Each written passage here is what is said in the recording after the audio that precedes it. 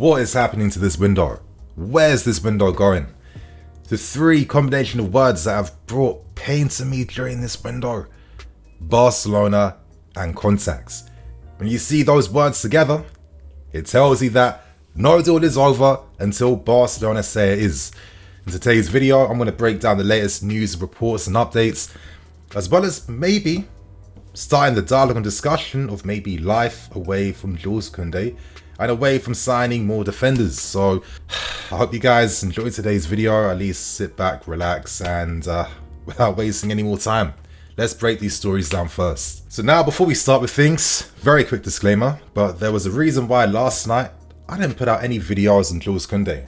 Now, if I was being cynical on my end, I could have easily put out a calm and easy video talking about the latest news on Jules Kounde, but I couldn't do that for a reason. And the reality is, you guys, is that, I want to have more substance on this channel. Like every single day, there's so many rumors and reports that I can literally cover every single one, put out tons of videos.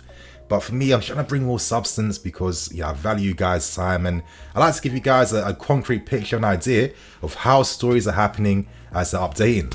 But just instinctually yesterday, I knew that this story wasn't over, and I shouldn't get my hopes up too much, and that this was one of those ones where more time was definitely going to be needed. And it seems like now, with the latest stuff that's come out this evening, my instincts were correct. Now, before I get into things, I think I'm going to break down the entirety of what's happened with Jules Kounde over the past 24 hours. Last night, things looked beautiful. Things looked promising. The news broke out that we had finally reached a verbal agreement up to the tune of 55 million to sign Jules Kounde. Now, a verbal agreement is just that. It's not an official one, but Sevilla were happy and impressed by the payment structures that we provided, of course, to get this deal over the line. And of course, the fact that we're willing to pay more money up front to get this deal happening. Of course, with Jules Kounde, the advantages we had was that we already agreed personal terms.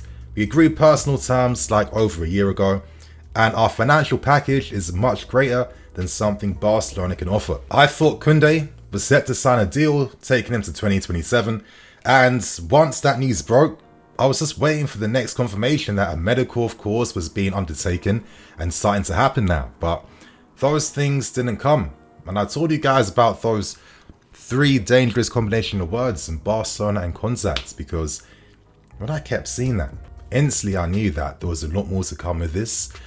Because how many times we've been shagged throughout this entire window from Barcelona? It's not making any sense, to be honest with you. But moving on, today was the day in which everything kind of flipped.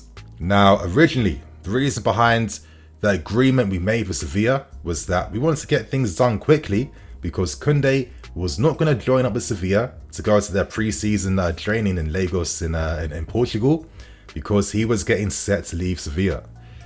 Now, that's all different, you guys. An incredible U-turn has happened within the past 24 hours.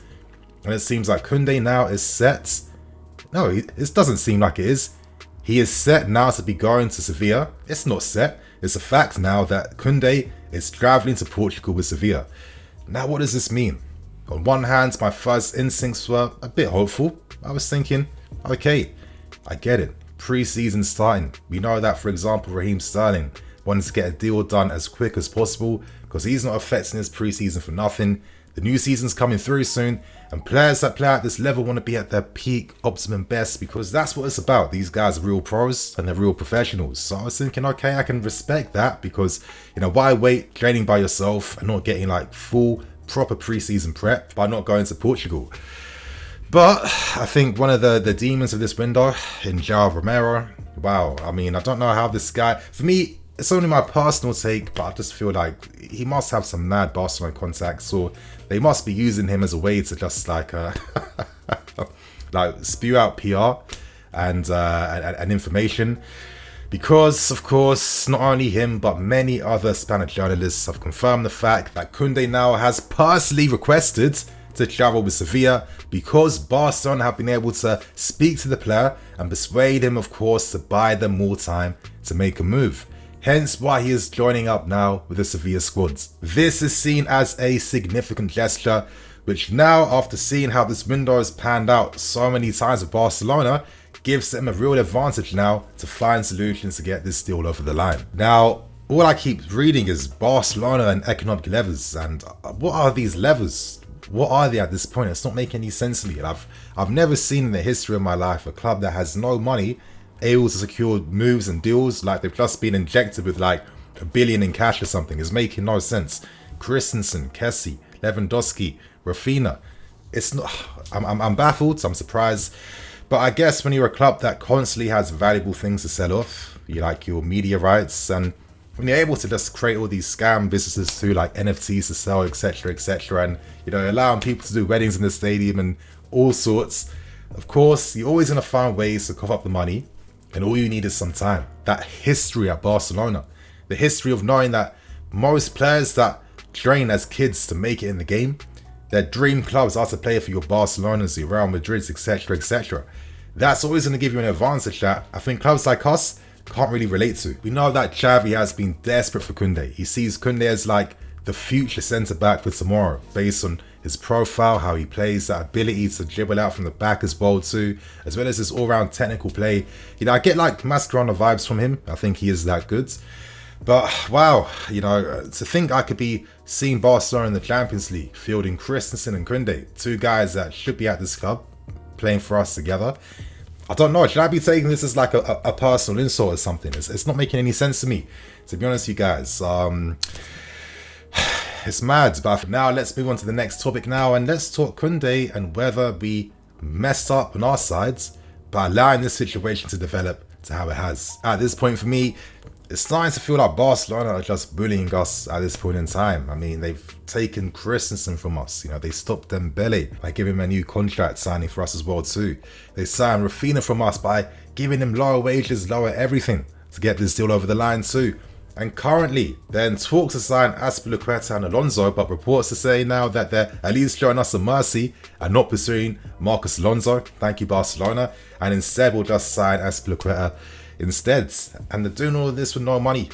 It's mad, but I'm starting to feel a little bit humbled now, because it's made me realize, wow, this is like the power of like massive institutional clubs like Barcelona. They make their own rules, and it seems to work out in their favor time and time again. We know that Xavi has been in the ear to Kounde to get him to wait. But here's where my thing comes into play now, because how did it even get to a situation where Xavi is coming in talking to Kounde to get him to wait and stay? We originally were supposed to sign this guy last summer. That messed up in the end because, of course, in like typical Chelsea ways, we have to, sign top class players for the bare minimum that we want.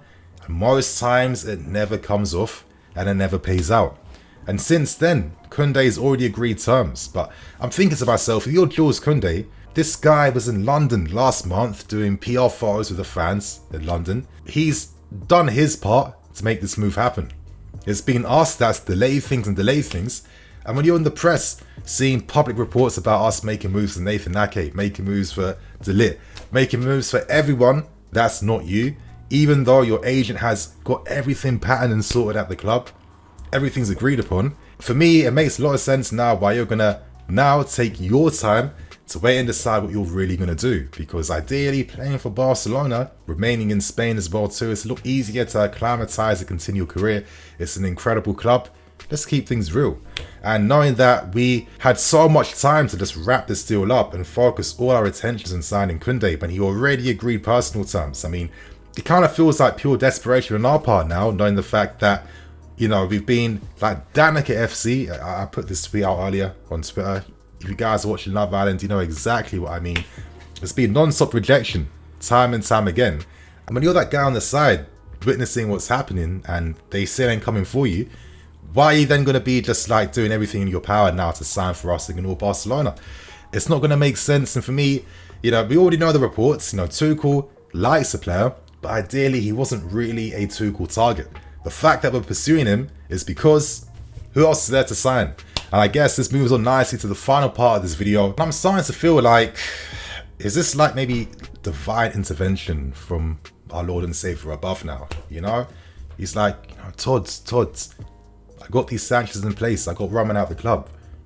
I finally put you in a situation now to buy the club. But my son, you're not supposed to move forward with us using a back three forever. look at this window. We lost out on Ake. Potentially Kounde as well too. Let's see what happens. Guys like Delit, Skriniar, and recently Kimpembe as well too. We're down like an FC. It really is that simple. Like, I've not seen us face this much rejection in one window, especially in areas that are very key and important for us, because Tuchel wants to have 3 new centre backs. For me, I think the Lord now is doing us a favour, and he's basically telling us, move away from a back 3 system. Who is in the market currently that is good enough for us to be able to sign, to of course maintain the quality left by your Rudigers, Christensens, etc., whilst of course giving us a platform to grow in the future. But Pau Torres, maybe? I mean, he's a good player, but I'm not going to spend 60 mil on him. Guys like Bremer recently signed for Juventus. That's a top option off the market currently. Maybe it's time to just give up on forcing this back 3 setup, where obviously I saw the response from all of us on social media, on Twitter, and I felt like there was a lot of, I don't know, like reservation. There was a lot of boredom of, it's been a long time since I've seen us play, but this is the football I've seen for the past like nearly 24 months now that I'm getting a bit sick and tired of, where, you know, Tuchel saying the same things in the end, you know, not taking our chances, you know, poor in attack, etc, etc. Maybe it's because the team just can't do it using this setup. Maybe we should reinvest the money now into signing a midfield player instead to unlock the potential of other players in the team. Maybe this is what we have to do.